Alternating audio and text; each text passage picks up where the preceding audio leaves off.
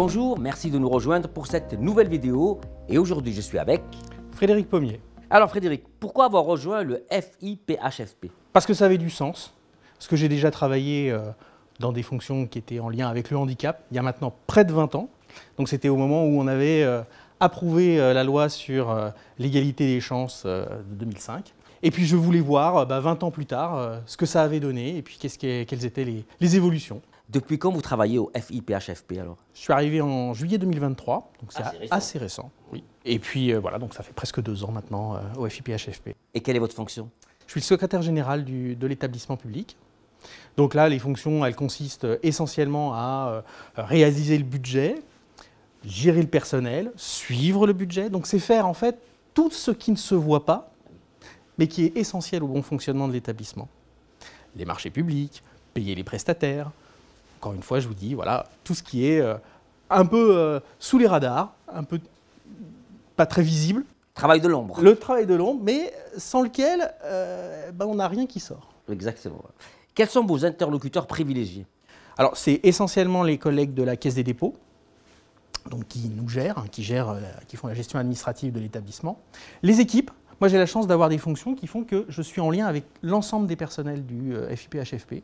Je ne suis pas sûr que tout le monde ait le même niveau en fait, de relation avec l'ensemble des agents.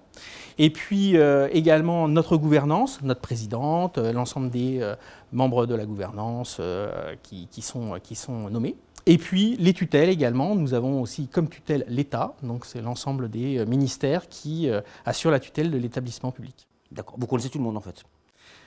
J'essaye de connaître le plus de personnes possible, mais oui, c'est un poste effectivement un peu à la croisée des rencontres.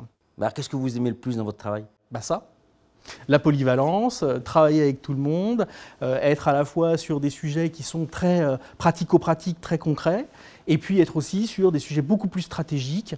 On a parlé d'usure professionnelle, on a parlé de plein de choses au sein de l'établissement public, et voilà, c'est être un petit peu sur ces différents étages, un peu sur des étages très stratégiques, des étages qui permettent voilà, d'avoir une vision d'avenir sur le handicap en France, sur comment on assure une meilleure égalité de traitement des agents publics, et puis des choses très très concrètes, comment est-ce qu'on va simplifier nos procédures, sécuriser nos procédures, payer les prestataires, encore une fois. Donc gérer parfois l'urgence, le long terme aussi. Oui, exactement. Alors depuis que vous êtes là, quels ont été les temps forts de votre activité? Alors j'ai beaucoup agi sur à la fois la sécurisation et la simplification d'un certain nombre de procédures, de remise à plat, voilà, de choses qui ne se voient pas, hein, mais encore une fois, qui sont liées au fonctionnement de l'établissement.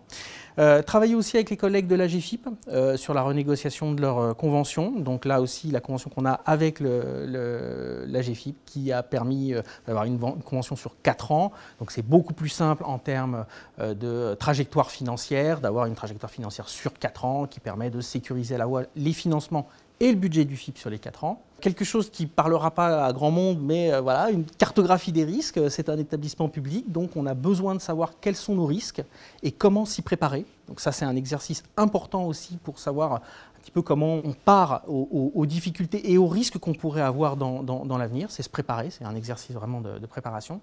Et puis là, un exercice qui nous a pris beaucoup de temps. Nous avons une convention d'objectifs et de gestion avec l'État et la Caisse des dépôts. Donc c'est un document qui est validé tous les 5 ans. Et là aussi, il y a à travers cette convention qui permet de déterminer quels sont les objectifs du FIP sur les 5 années, quels sont les moyens que le FIP va mettre en œuvre pour mettre en œuvre ces objectifs, d'avoir une trajectoire financière qui permette là aussi de déterminer les moyens qu'on aura à notre disposition sur ces 5 ans. Donc beaucoup de travail à venir encore.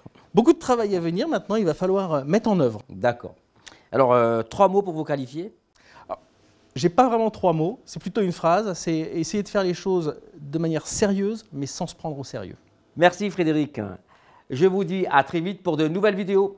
À bientôt.